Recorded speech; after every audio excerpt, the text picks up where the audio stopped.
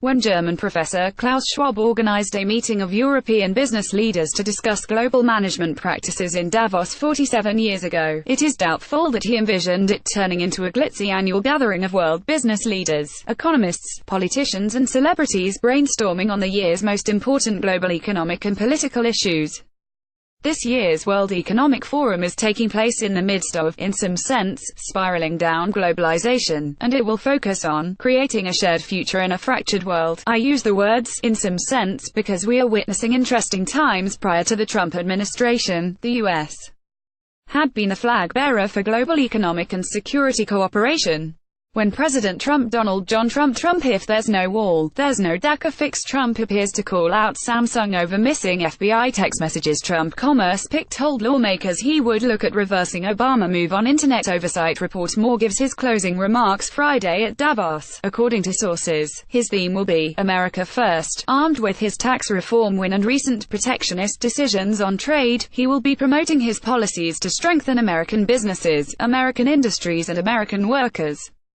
It will be interesting to see how the president will frame his winning domestic message in front of an international audience that has often been blamed by the president for unfair trade practices and for not paying their fair share in international cooperation. Critics may very well point out such hypocrisy, though President Trump has every right to prioritize America's interests. On the other hand, similar to last year, there are countries that will try to fill the void created by the lack of U.S. leadership in the international arena and compete for much sought-after international capital to grow their economies. President Xi Jinping of China showcased his country in 2017. This year, it was Indian Prime Minister Narendra Modi's turn to give the opening remarks for the conference. It is worth emphasizing that both countries' leaders have embraced globalization and that Prime Minister Modi stated the eagerness of his country for inbound investment with the words, "red tape out, red carpet," and this is a good reminder that every country, not just the US, is continuously working on various aspects of its economy to remain competitive. It also reminds us that the economic landscape is shifting each day. Following that line of thought, there are other important developments, such as the Trans-Pacific Partnership (TPP), which is nearing the finish line. TPP, which will be the largest trade agreement ever, once looked like it was doomed but is now expected to be signed by early March, albeit, unfortunately, without the U.S. as a key partner. The uncertainty created by the U.S. administration during the North American Free Trade Agreement (NAFTA) renegotiations is pushing our NAFTA partners to look at potential new markets, and TPP is a natural fit. It would be short-sighted to think that Canada and Mexico would accept a NAFTA deal that would hurt their bottom lines, given that their political leaders also have to answer to their domestic constituents. That day is close for Mexico, as it will have its presidential election in July. We will see whether having other options available to Canada and Mexico will weaken the hand of U.S. negotiators during this week's discussions in Montreal. What do all these developments mean for the U.S.?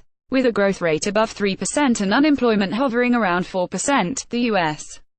economy looks stable. Stock markets responded positively to tax reform, but many analysts and businesses still seem to be uneasy about the economy. The question in everyone's mind is whether the administration's success in the domestic policy arena will be able to overcome uneasiness about international economic policy over the long run. Studies show that economic nationalism can have profound negative effects, especially on foreign direct investment to emerging markets. If the U.S. continues with its protectionist policies, we will have a natural experiment with world's biggest economy. This impact could be amplified if U.S. actions trigger a trade war and set back years of good work on world trade.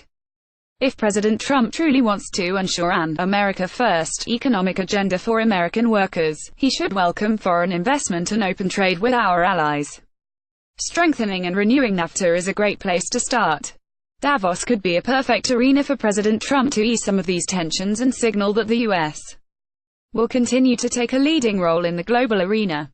Sen. Bob Corker Robert Bob Phillips Caucusonate moderates see influence grow after shutdown fight winners and losers from the government shutdown. Shutdown leaves federal employees in the lurch. More Tennessee eloquently stated in one of the sessions, "We hope the president will give an explanation of America First that does not make it look as it is really America alone." Pin RCEBI Wilbur, Ph.